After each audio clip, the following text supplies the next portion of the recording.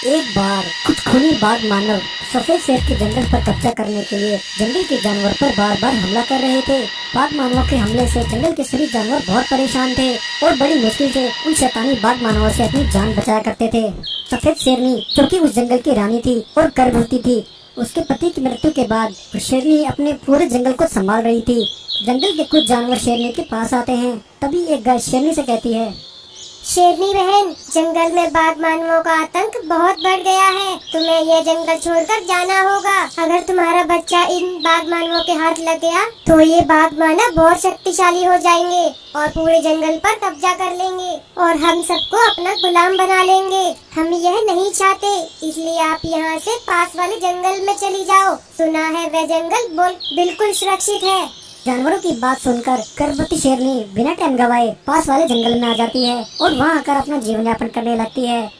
वहां उस जंगल में कुछ अच्छे जानवर भी रहा करते थे, जो हर रोज शेरनी के लिए भोजन लेकर आते थे और शेरनी से बातें किया करते थे।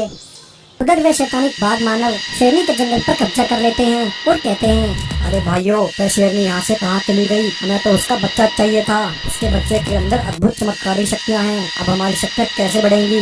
तभी दूसरा बाघ मानव कहता है, भाई, मुझे लगता है वह शेरनी जंगल छोड़कर भाग गई है, लेकिन हमें परेशान होने की जरूरत नहीं। अब इस जंगल पर हमारा कब्जा है। हम जानवरों को बंदी बना लेते हैं और उनसे शेरनी का पता पूछते हैं। ऐसा कहकर बाघ मानव जंगल के कुछ जानवरों को बंदी बना लेते हैं और उनसे सफेद शेरनी का पता पूछते हैं। मूर्ख जानवरों, जल्दी बताओ, वह शेरनी कहाँ चली गई? तुम लोगों ने उसे कहाँ छुपा रखा है?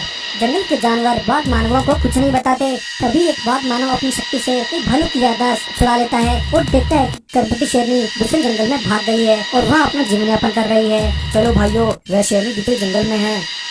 बाघ मानव दूसरे जंगल में आ जाते हैं और सफेद शेरनी को ढूंढने लगते हैं। कुछ समय बाद बाघ मानव शेरनी को ढूंढ लेते हैं। वे देखते हैं कि शेरनी जानवरों से बातें कर रही थी। बाघ मानव कहता है, भाइयों, अभी हमारा इस शेरनी पर हमला करना ठीक नहीं है। जंगल के कुछ जानवर शेरनी की सुरक्षा कर रहे हैं। हमें इस शेरनी को इन जानवरों से अलग करना होगा।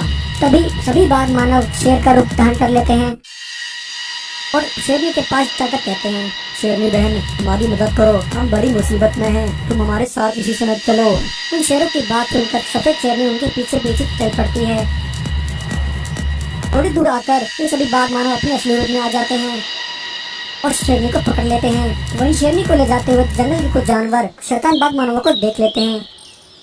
वे सभी मिलकर रंगीन शेर के पास आते हैं और उसे सारी बात बताते हैं। जानवरों की बात सुनकर रंगीन शेर कहता है, भाइयों, तुम सब चिंता मत करो, मैं तुम्हारी महारानी शेरनी को कुछ नहीं होने दूंगा। ये शैतान बाघ मानव बहुत ही खतरनाक हैं। उन्होंने कई बार मेरे जंगल पर कब्जा करने की कोशिश की, परंतु हर बार नाकाम रहे। अब समय आ गया है उन सभी शैतानी बाघ मानवों को सबक सिखाने का।